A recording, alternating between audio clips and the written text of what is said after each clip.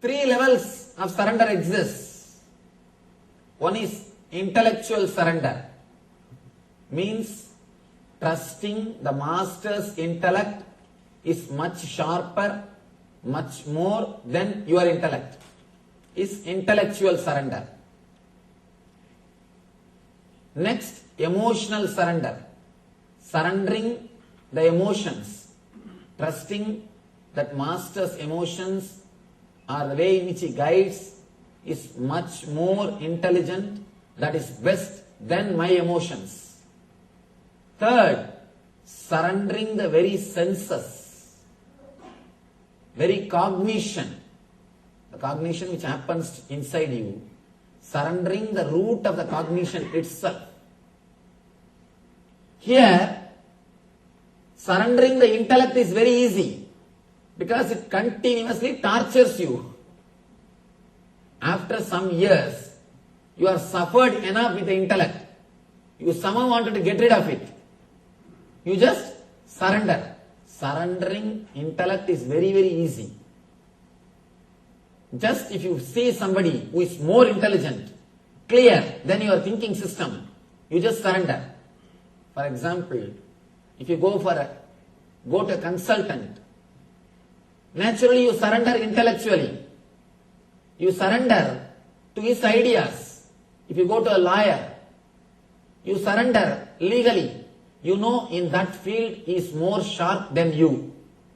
So you surrender to lawyer in that field.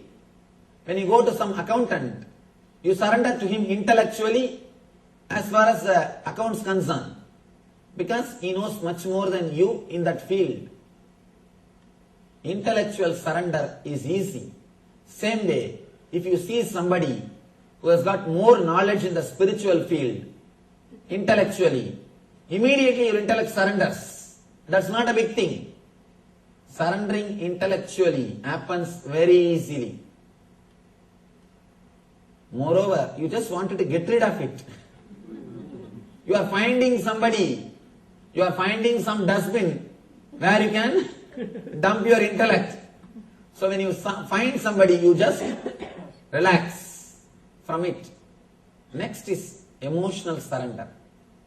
That happens when you feel deeply connected with the master. When you feel deeply connected with the master.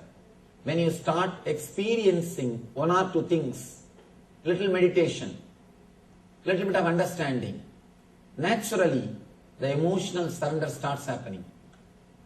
You start respecting his emotions much more than your emotions. Master's emotions means whatever he tries to guide you, whatever way he wants you to live, you start giving importance to that more than what you think as life. Slowly, slowly, he becomes the center of your life. Almost like you start respecting him more than all other emotional attachments. The priority is slowly changing. You start thinking in your emotion, in your emotional level, master comes as a number one priority. This is what I call emotional surrender. In the emotional level, you feel connected. Next, a deep level, of course, it's a spiritual technique. Because you all heard enough of these intellectual things, these 17 days, I think now you should understand the deeper levels of techniques.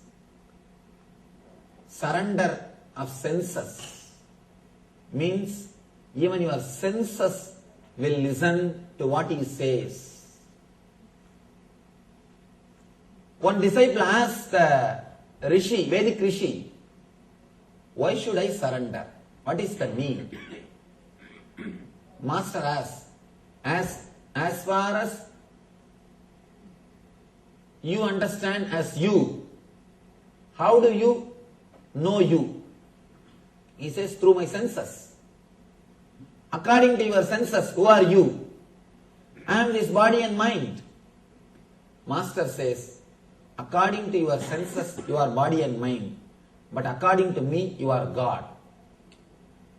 Only when you surrender your senses, only when your senses starts listening to what I say, you will see the truth of what I am explaining. According to you, according to your senses, you are body and mind. But according to me, you are God. When you surrender your senses, when you believe me more than your senses, you will experience you are God. He says, the moment you believe me more than your senses, you will understand the meaning of Tattvamasi. Master again and again represents the ideal of you are God. Please understand, again I tell you, I am not here to prove I am God, I am here to prove you are God. Again and again, he stands for the ideal of you are infinite.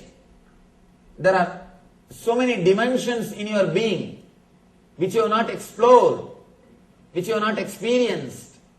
Again and again, he is showing so many dimensions of your being to yourself. He is showing so many dimensions of your being to yourself. Master stands for your multidimensional being. He again and again shows it is possible for you. When it is possible for me, why not for you? But as long as you believe your senses, you will be sure that you are body or mind.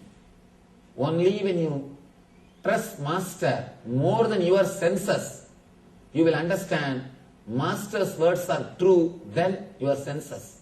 Then you will experience the truth of Master's words. Then when Master says you are God, suddenly you will realize, yes, that is truth. All these days, my body and mind, my senses are telling, I am body and mind. As long as you believe your senses, you will believe only their ideas.